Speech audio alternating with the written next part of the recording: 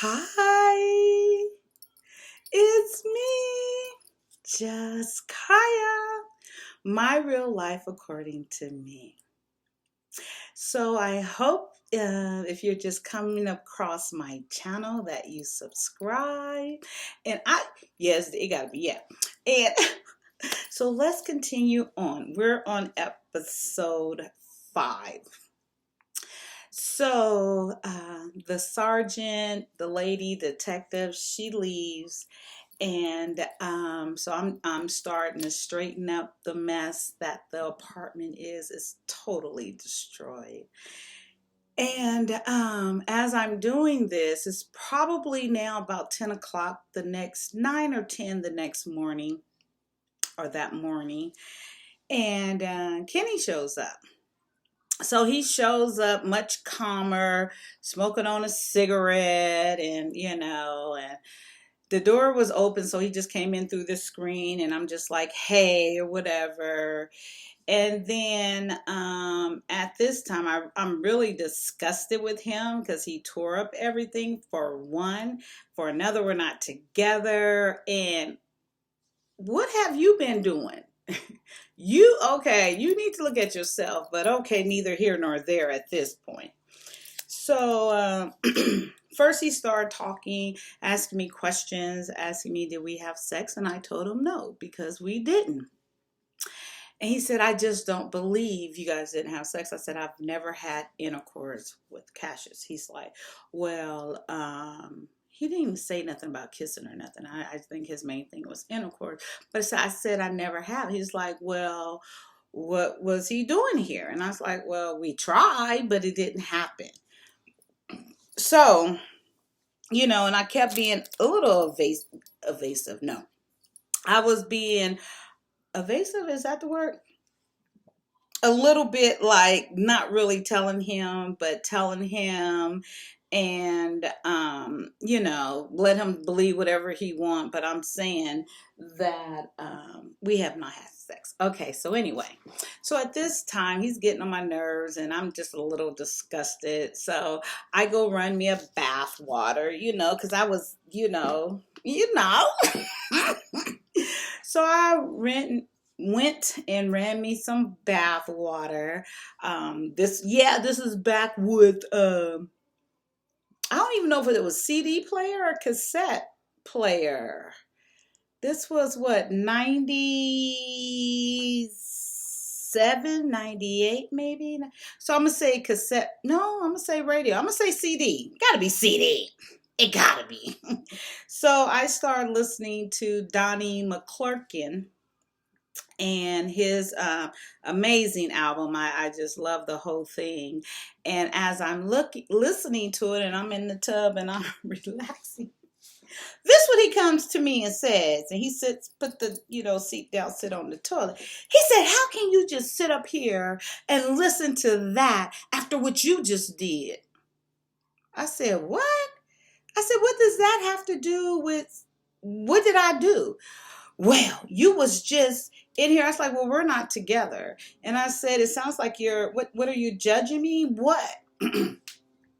And then he goes, how are you going to listen to that music and you're not showing that? I said, I've been showing that our whole marriage, if that's where you want to go. I said, but how do you think you can be married to me and do what you do? We're not talking about that. How he's that's the word, you're listening to it, and you just had sex with another man. And I said, I did not have sex with another man. And then I said, well, whatever you think, I don't know what to tell you. I never said I was perfect. And I'm just so calm because remember that night, I truly know I'm not getting back with him. I truly know the Lord has released me of this marriage. And so I'm just laying there calm, and he's trying to egg me on, but it's that feeling of complete comfort. Complete comfort. And so I'm still listening to Donnie McClurkin, and he's sitting on the toilet talking. Okay. And I said, well, for me and you, it's over. I said, I won't do this anymore. I said, I'm going on with my life. And then I said, after you do all of this, and I said, why would you do that? He's like, because ain't nobody else going to enjoy it. I was like, okay, well, amen.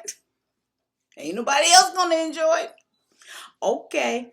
And then I told us like that's just material things. I'll do bigger and better things. And then, he said something like, well, you're not gonna be able to make it in school or something he tried it to say. But then Kenny really being him, he said, okay, I don't mean that. He did. He came right back. He said, I know you're very smart.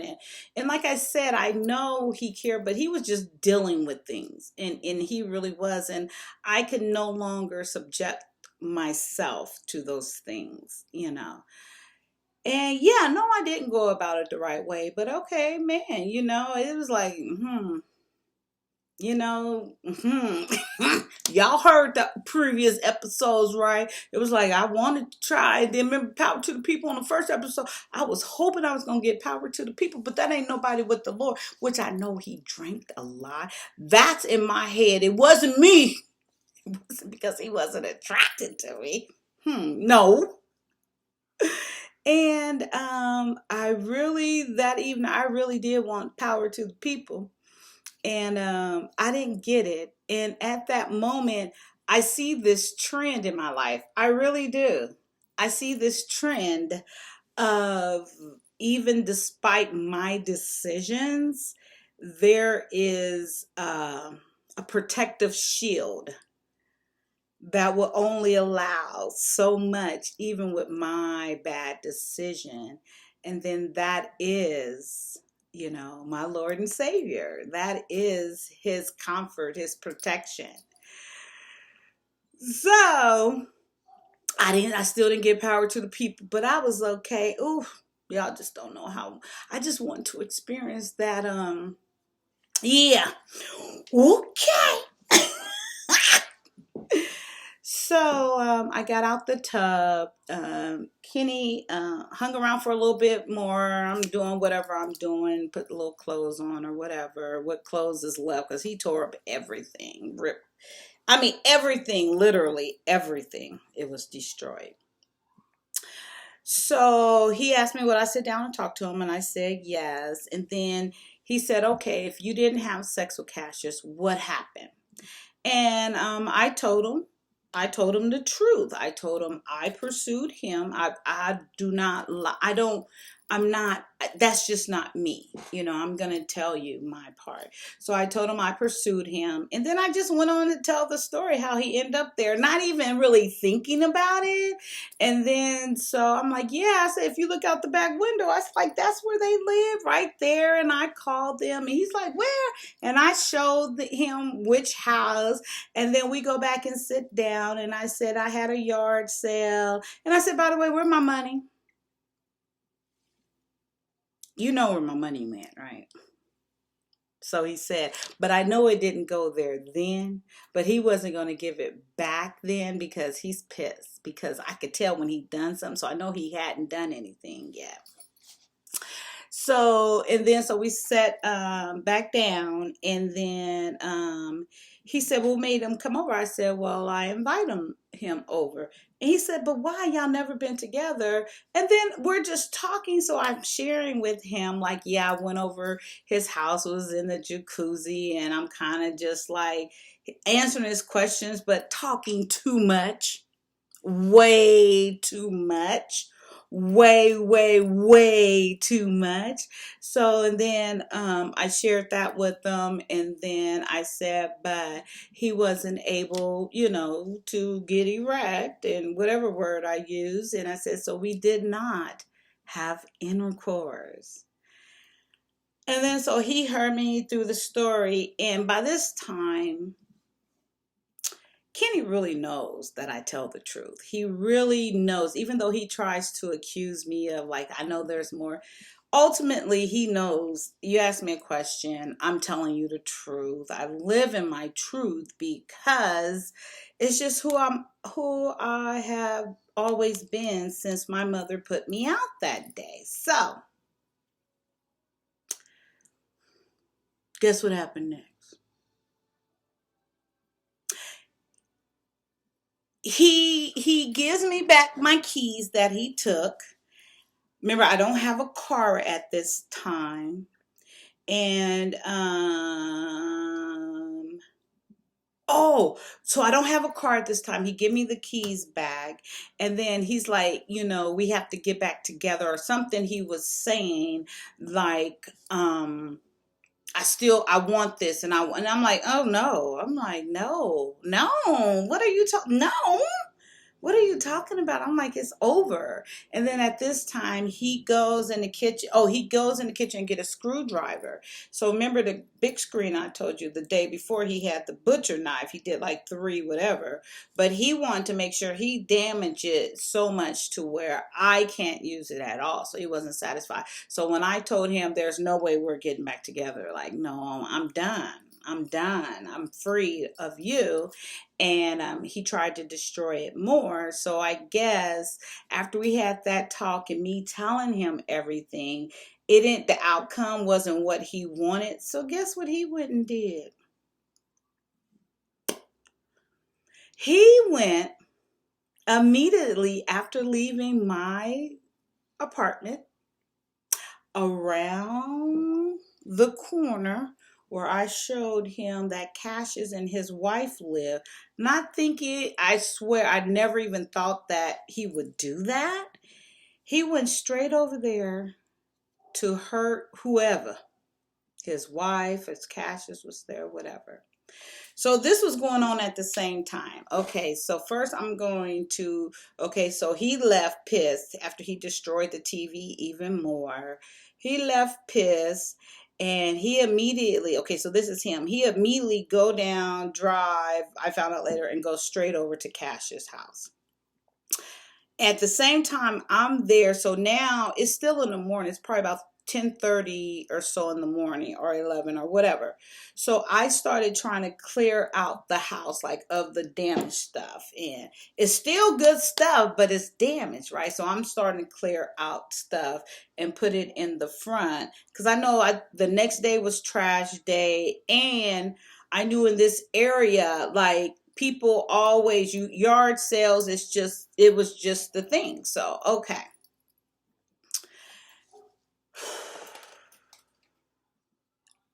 so I'm gonna tell you, I'm gonna go to Cash's place first and tell you with what Mr. Kenny Lee Smith Jr. did.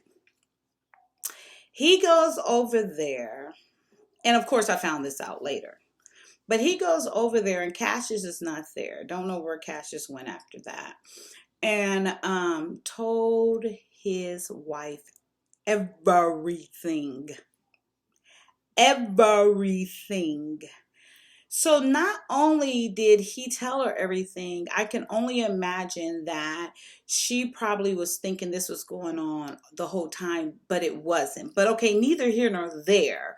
It still was inappropriate. Okay, whatever. And I didn't get power to be. Okay, who? So he told her everything. And the only reason why he did that, because he wanted someone else. He wanted someone to hurt the way he was hurting, because he realized that I'm done. I'm totally done.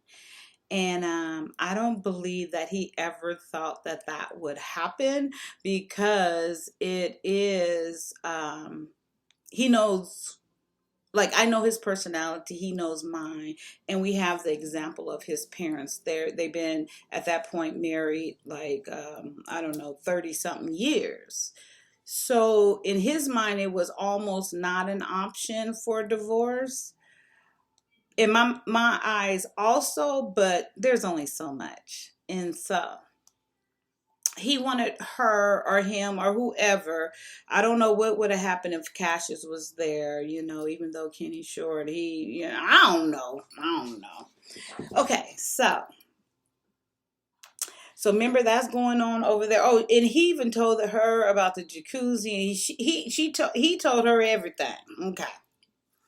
So at the same time, remember, I'm putting out stuff in the front and cleaning out the apartment of the damaged stuff. So as I'm putting things out there, and I've never seen this guy before. I'm telling you, it's just like bam, boom, bam, just, and then you kind of embarrassed if you're putting all this stuff in the front of your house and it has to sit there for a day or two or whatever.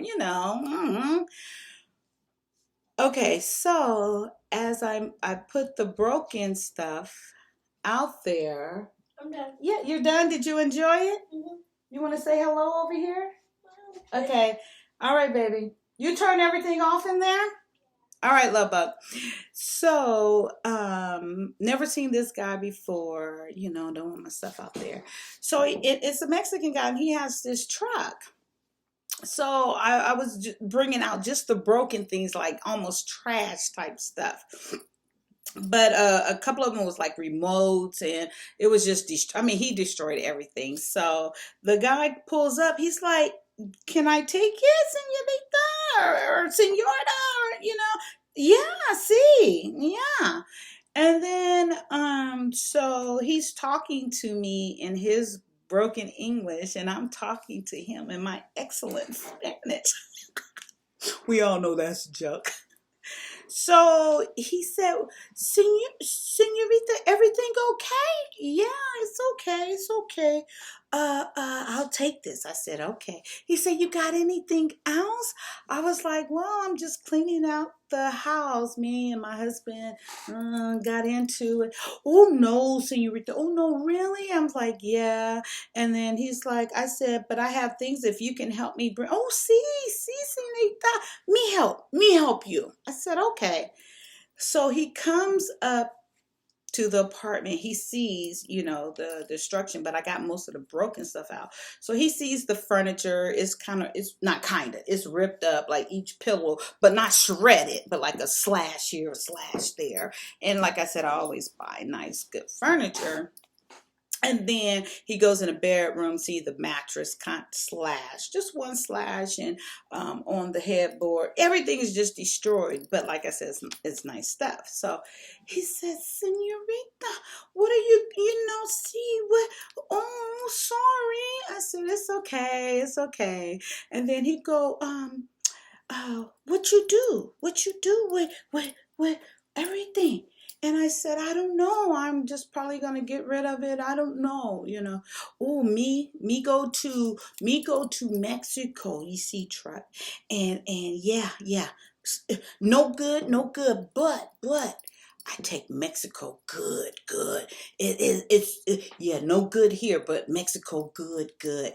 And then he goes through the house again, and he said, okay, senorita, me take everything. Me take everything. I give you 300. Oh, I was just gonna throw the stuff out. I didn't even think I could sell it. I said, okay. Okay. Take it all. Oh, sure, yeah. And then he said, Senorita, he said, do you see the remotes? Remember, like all the remotes and electronics and whatever it was for that time, and the computer, it wasn't broke. He said, one more, can I take all the electronicals, me all electronic, one more. He said, I fix. I said, amen. I said, okay. What? Like right then and there, it was like not even an hour and a half after Kenny left. So he gave me the money. For the most part, little short Mexican, shorter than me, I think. He carried most of that stuff out there. Then he asked for the TV. I said, no, I have to have something because he didn't damage the TV. I said, no, senor. I said, I gotta see. I just want it. I said, no, just that. He said, okay, understand. 100 more? I said, no. I said, I need, but he was so nice. He said, okay, I understand. So, okay, so a couple of things I had to help him with, for the most part. And he left, came back, and brought someone to help him with the bigger stuff, the bedroom and all that stuff. So, by the end of that day, not the end, like early evening, the whole apartment is cleared out.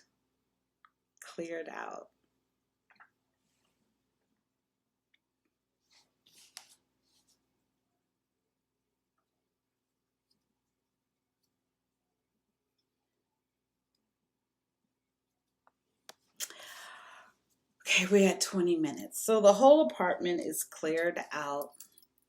I closed the door. He ended up giving me what, 400? I think actually he ended up giving me $450. He was very fair according to him, because I even told him, I said I wasn't gonna sell it. He said, no, no, no, no. Me take over Tijuana, Mexico. Good, good. I said, okay. So he ended up giving me like 450. Remember how much I lost in my yard sale with Kenny? Thinking, a little over 400, but I got a little bit. Amen. Still didn't know what I was gonna do here. And so after all this happened, I'm still in college and I'm not in the nursing program quite yet. So this had to be like 1999, I guess, or so. Yeah, it had to be 1999, 2 years later, after I first started college. Okay, so nothing has deterred me from college, and okay, the apartment is empty. I'm still working at Long Beach Memorial, and needless to say, yes, I continue to see Cassius, like run into him at the hospital. He would not say one word to me. He was disgusted with me, and at first I didn't know why. And then one day, I think I caught him on the elevator alone or something. I'm like, wait, what happened? And he told me what Kenny did. And I just apologized greatly to him. He was pissed. And I think we went on to work there another year together, but he would never speak another word to me. And I don't blame him. I felt so bad because Kenny did that very vindictively, and knowing Cassius, he would have told her, or whatever would have worked out. It would have been, that just wasn't him and that wasn't us, and that it was, but yeah, okay. I know that was very wrong of Kenny, and that pissed me off a lot more when I found that out. Okay, so that happened, and then um, um, ooh, there's something I want to share here. This is going to go a little bit deeper. 5, is he going to go on for another episode? So I want to introduce here, and I'm not going to use his real name. I want to introduce at this point, as I'm going through college, a man from my childhood, growing up, friend of the family.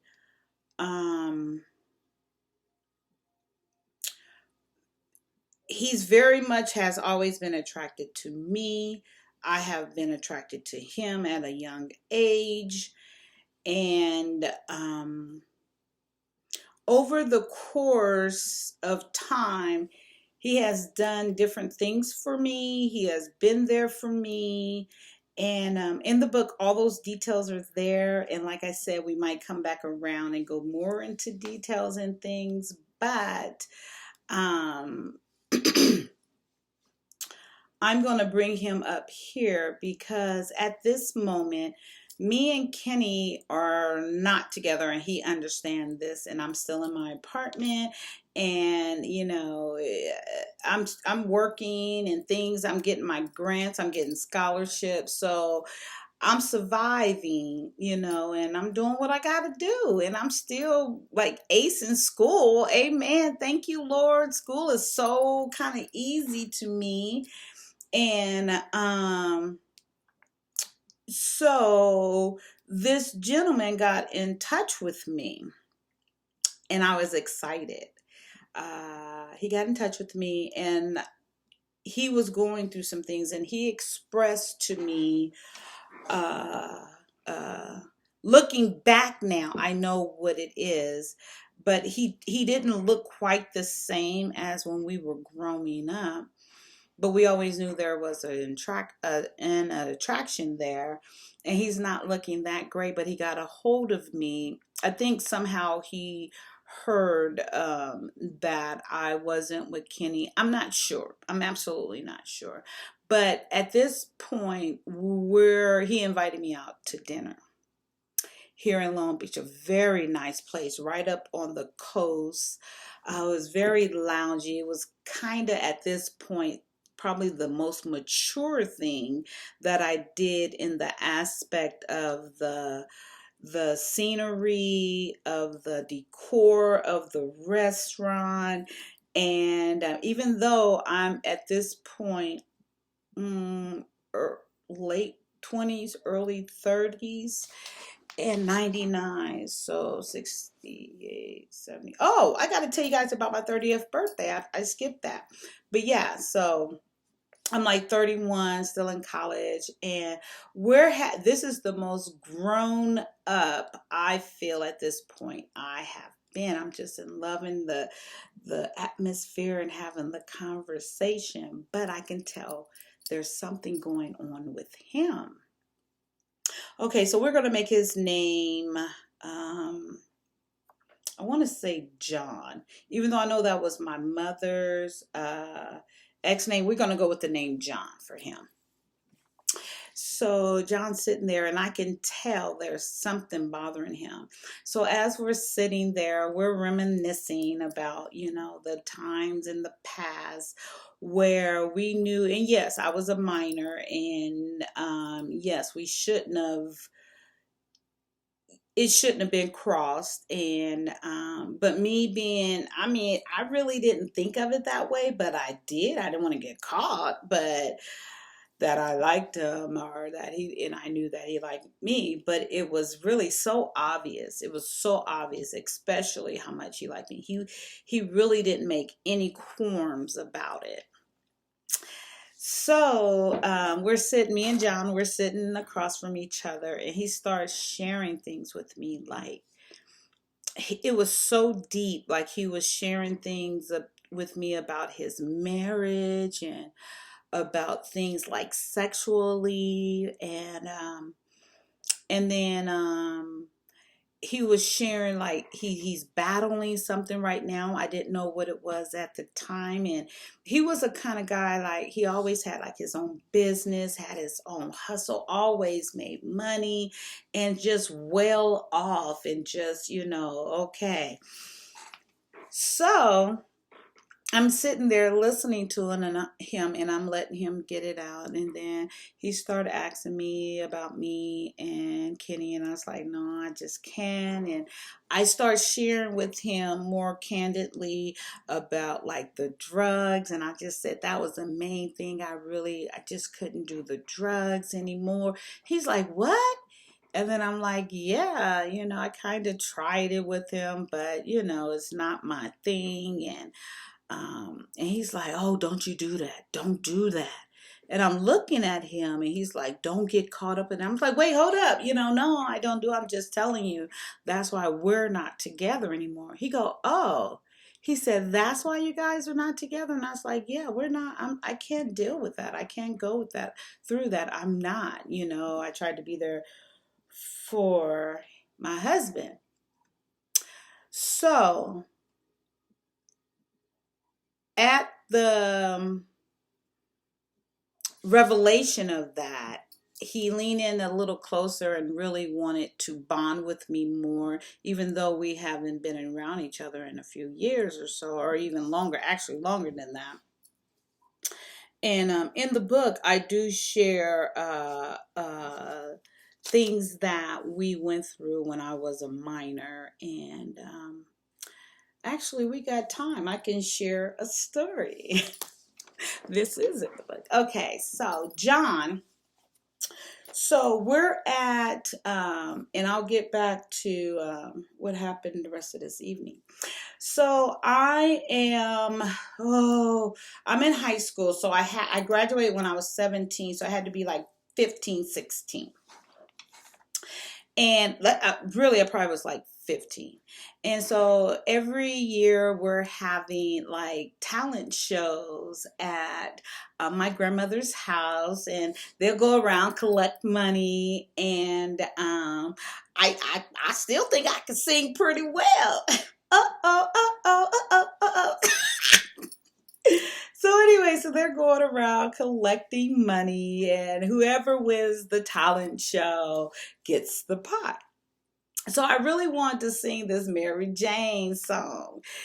And John went, he's like, oh, I got the album. I'm going to go home and get it. They live kind of close. So he went.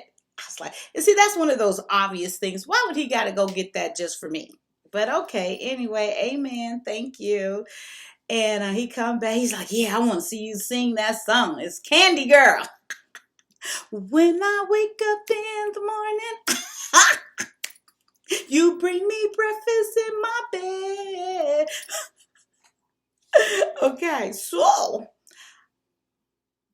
I won the talent contest that evening, of course.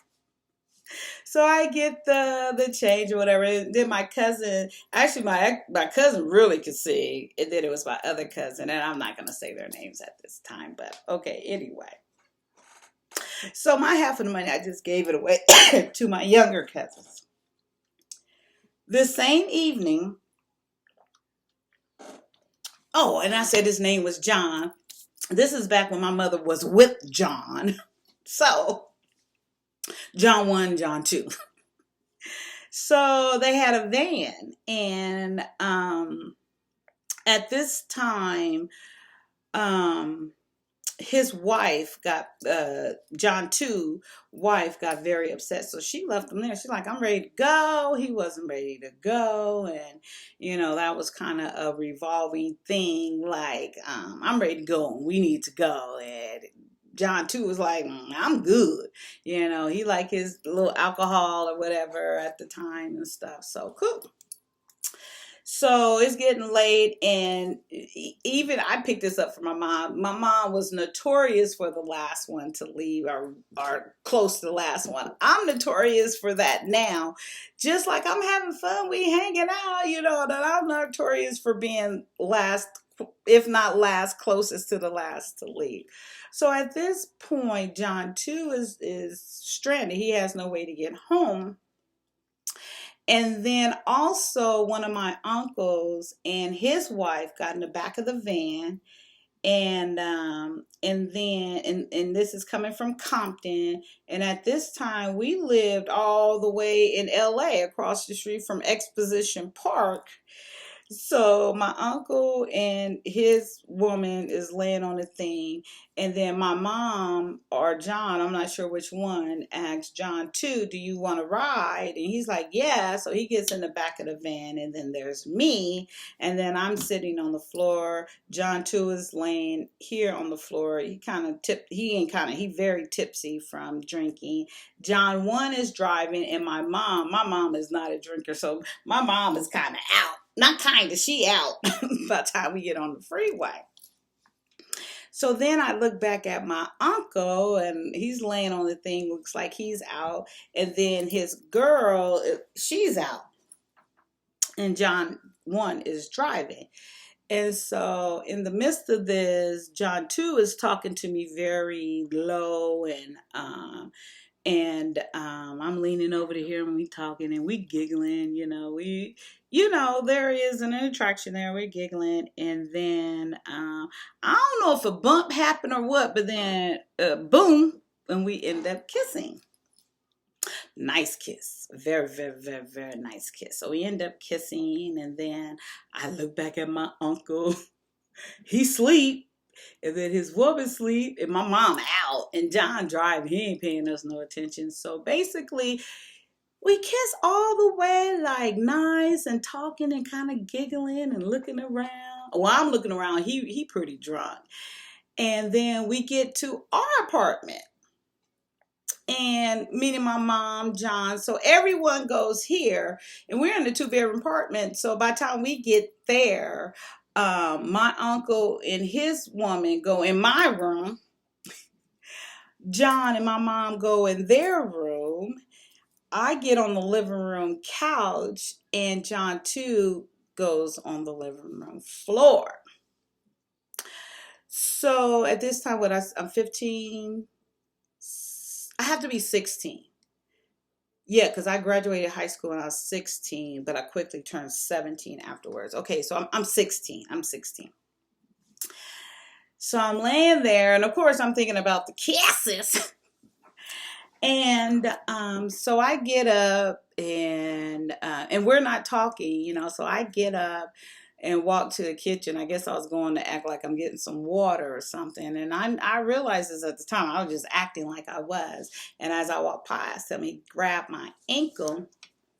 And then, yeah, we got intimate that night. Very nice, very sensual, very slow and endearing. Something I hadn't experienced at 16, because after I got raped at 13, it took me another year and a half, 2 years before I would have sex again. I was just nervous. But then I at the same time though, so this happened when I was in high school, my first time. And then at the same time, I did relate that that's how you relate to guys. That was my relation. Like, you have sex with the guy to let them know you're interested. And if they're interested in you, you have sex. So that was my thinking. So me and him are interested in each other. So that's what you do. But anyway, but this was the first time that, and yes, before him, I had already previously had sex. But okay, you guys got to hear the end of this. So, very nice evening. And then, so that had to be, it had to be a Sunday or so. So I'm going to say, it had to be, because evidently I got up and went to school the next day. So it had to be a Sunday. And as I'm at school the next day at Canoga Park High School, first time in my life, I get called out of my room, out of my classroom. I'm like, Kyia Williams, pick up your things. That's when they do the intercom thing. Pick up your things and come to the office right now. Kyia Williams? Is there another Kyia? Me? Who the hell is here? I'm way out in the valley in Canoga Park. So I come up to the office, and my mama's standing right there, like this. And I'm like, what? And so she's like, come with me.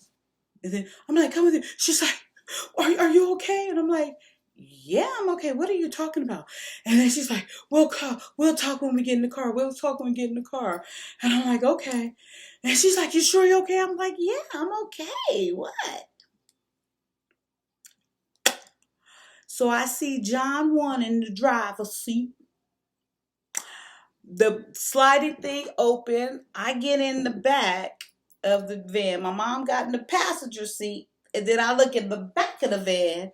Guess who I see? My uncle and his woman. So I look back at him. I'm like, I still don't know. I'm like, okay. And I look back, and he's sitting up, she's sitting up, they ain't saying that. My mama said, did he rape you? I said, who? Did who rape me? Did John too rape you? No, what are you talking about? What are you talking about? And she said, drive. She told John to drive because we was in front of the school. And I was like, no, what are you talking about? What do you mean did he rape me? No, he didn't rape me. What? And I still really don't know what she's talking about. Your uncle seen y'all kissing. Your uncle seen him kissing yo. I was like, well, it's just a kiss. I said he was just kind of drunk and it just happened. Now my uncle speaks up. He's like, no. He said, y'all was kissing the whole way back to the whole time. And I was like, but it wasn't nothing. I said, he didn't rape me. My mama said, I know he did. I know he raped you. And at this time, my mother was a medical assistant. She takes me straight to her office where she works. My mom is so dramatic. She takes me into the MD office where she works, stating to them, my daughter's been raped. Dr. So-and-so, please check her out. And she's talking to her co-workers. And I'm looking like, oh my God. So they quickly take me back. And I guess this was a time where you didn't go to the ER. Thank God. And well, actually, it might have been, but okay. So this is what happens. So they quickly take me back, and she's frantic. And then finally, the doctor comes in there, and she's going on and on and on. And he's like, Linda, okay, wait, And then so he asked my mom for permission to talk to me alone. However, before she did that, she goes, you better tell them the truth, because they can check to see if you're a virgin or not. And just make sure you tell them the truth. And then he asked my mom to leave.